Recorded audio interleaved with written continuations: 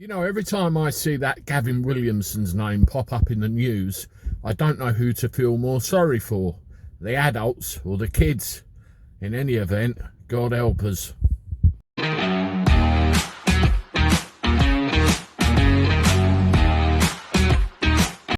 How do everybody? Welcome back to the channel and my car for a Wednesday. Well, Gavin Williamson has spoken, hasn't he?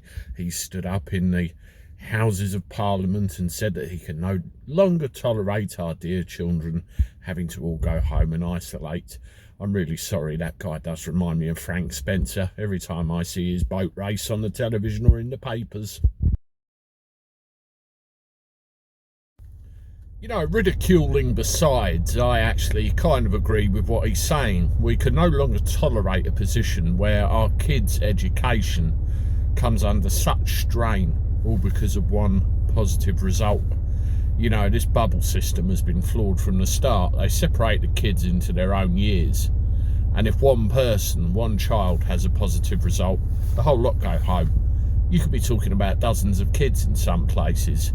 I don't know about anybody else watching this video, but in my own case, I've had this affect my household on at least 3 or 4 separate occasions where one of my kids has had to be at home for 10 days. And imagine the impact on their education, imagine the impact on their social skills. And I think to an extent the kids have become a bit of an unfair scapegoat over this whole situation. In some cases it really is not good at all.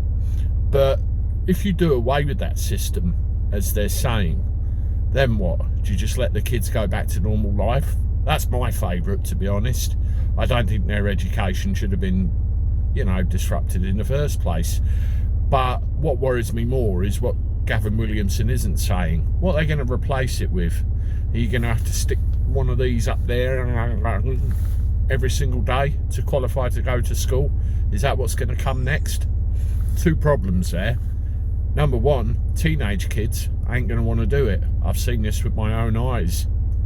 Number 2, have you seen any, you know, imagery, I can't put it on here, of the effect this has on a young child who doesn't want to cooperate?